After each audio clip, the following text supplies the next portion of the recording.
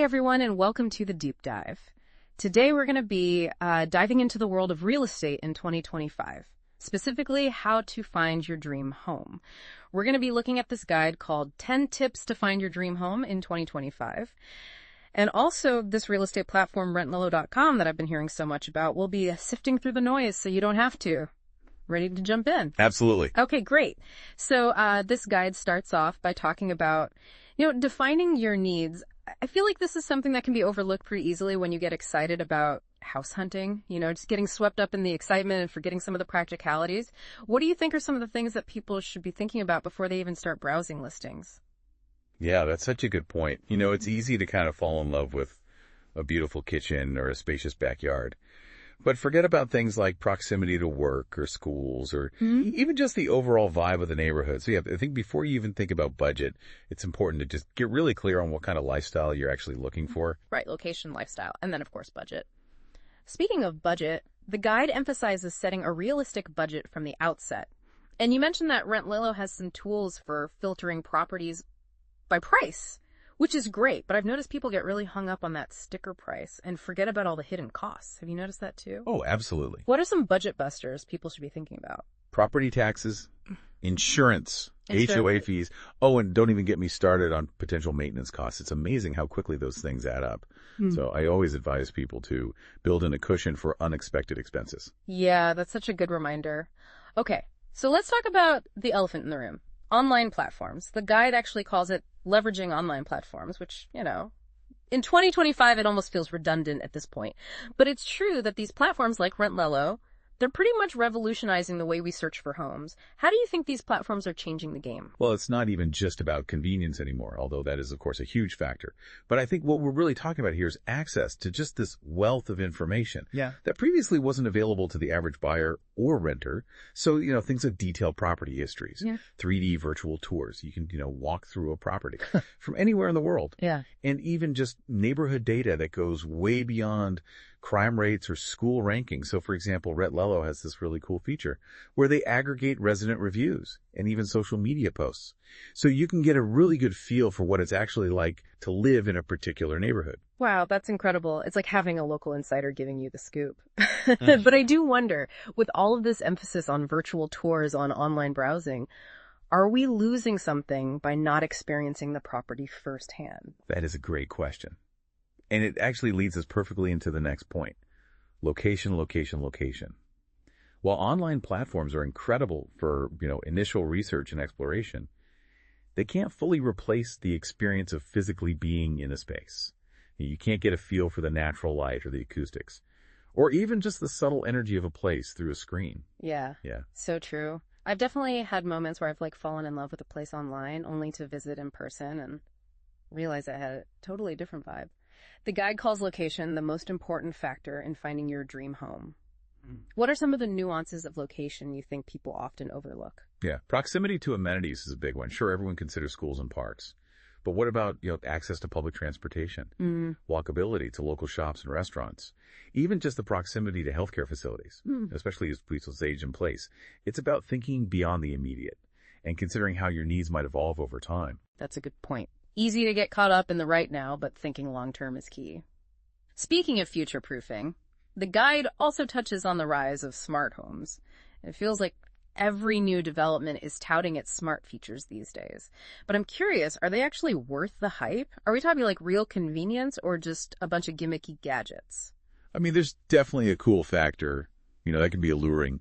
But I think when you look beyond the flashy features, there are some real practical benefits to smart home technology. We're talking about things like, energy efficiency, enhanced security, just a level of customization that can really improve your quality of life. I have to ask, do you live in a smart home? I do.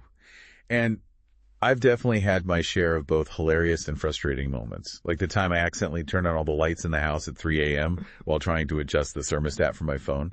But overall, I think the convenience and peace of mind are game changers. That's hilarious. Okay, so we've talked about needs budget, the power of online platforms, the importance of location, and the rise of smart homes, all essential considerations. But what about market trends?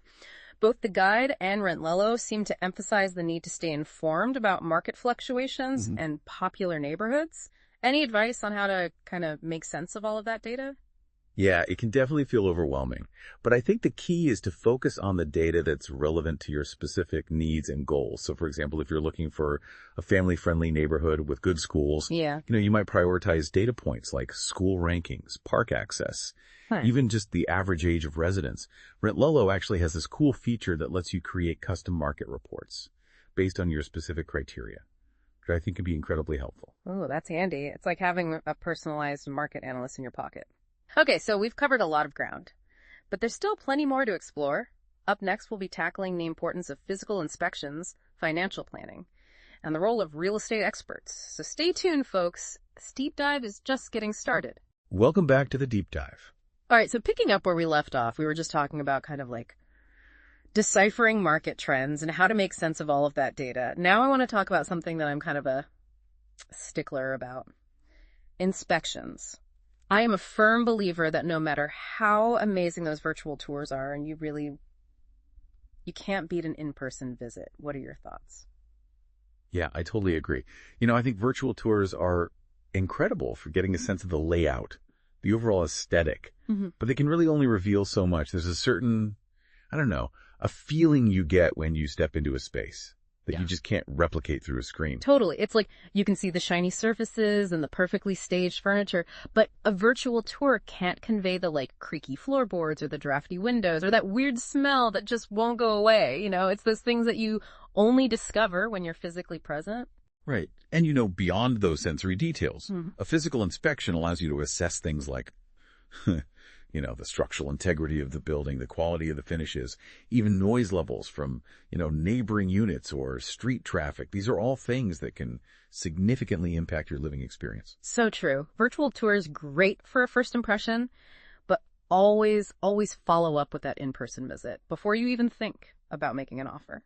Okay, so let's talk about the not so sexy but incredibly important topic of financial planning. Buying or renting a home, it's a major financial commitment, and it's easy to get so caught up in the excitement that you make some impulsive decisions that you later regret.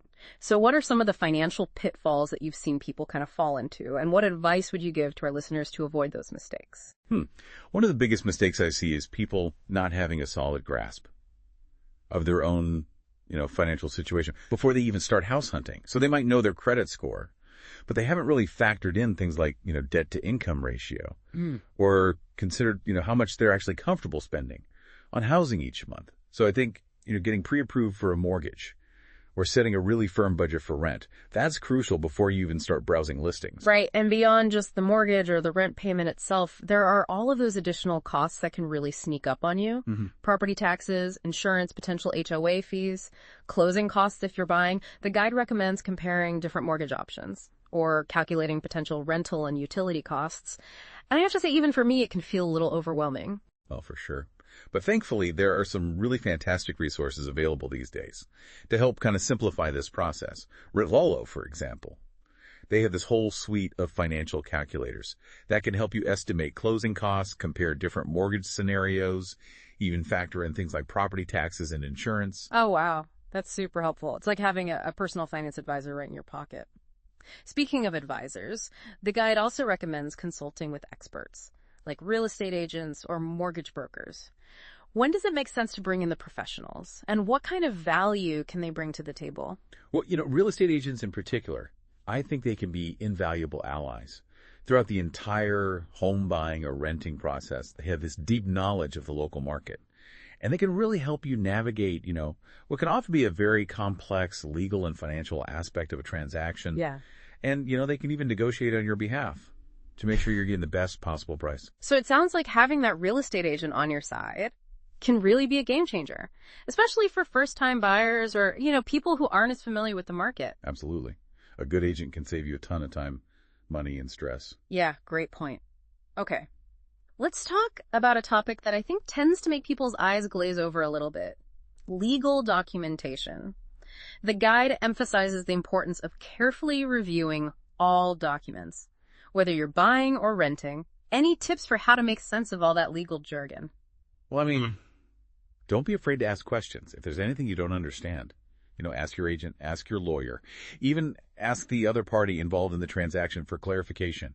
It's always better to ask a seemingly silly question than to sign something that you don't fully comprehend. Yeah, I'll admit I'm definitely guilty of just skimming through those really lengthy documents. But you're right, it's so important to understand what you're actually agreeing to. And I think when it comes to online platforms like RentLelo, look for features that prioritize transparency and security. So for example, RentLelo verifies all of its listings and user accounts to ensure that you're dealing with legitimate parties. Yeah, that peace of mind is invaluable, especially in, today's digital landscape, where scams and fraudulent listings are, unfortunately, all too common. Okay, we're down to the final tip from the guide. Patience and flexibility. I think, in my experience, finding a dream home, it's rarely like a quick and easy process. So what advice would you give to those who are feeling maybe a little frustrated or discouraged by the search? Yeah, finding a dream home, it's a journey, not a sprint. There will be ups and downs, unexpected twists and turns. And so I think it's so important to manage your expectations, stay organized, and don't be afraid to adjust your criteria along the way. Sometimes the perfect home is the one that you least expect. Yeah, it sounds like finding your dream home really does require a healthy dose of patience, a willingness to adapt, and maybe even a little bit of luck along the way. But I'm definitely starting to see that, by arming ourselves with knowledge, utilizing the right resources like these insights from this guide and platforms like RentLelo, we can really increase our chances of success. Absolutely. I think the process can feel daunting, especially in a competitive market. But it's important to remember that you're not alone in this journey. There are resources available. There are experts who can guide you. And ultimately, the perfect home for you is out there waiting to be discovered.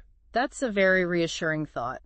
As we've been talking, I've been kind of reflecting on something that the guide mentioned, the importance of not just finding a house, but finding a home that truly reflects, who you are and how you want to live.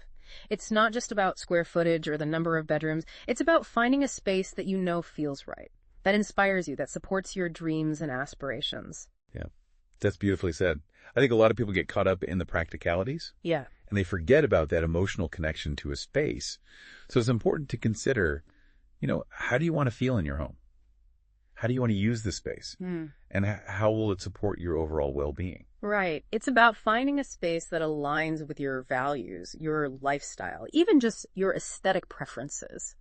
Speaking of preferences, I'm curious, what are some emerging trends or factors that you think will become even more important in the home search of the future? Well, I think sustainability is a huge one. People are becoming increasingly conscious of their environmental footprint.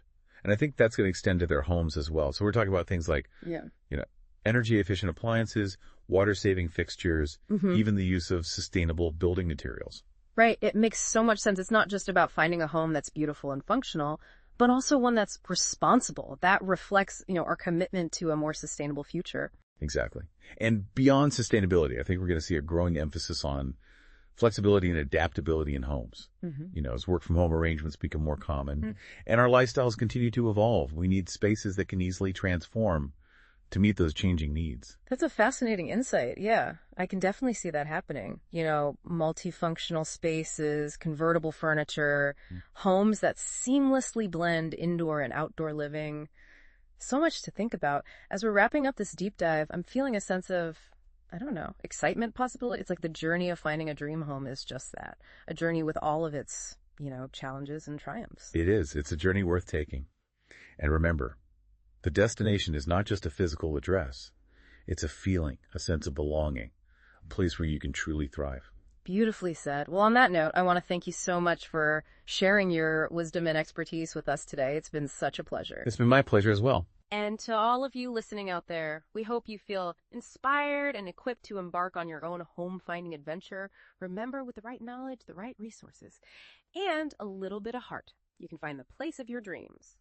Until next time, happy house hunting.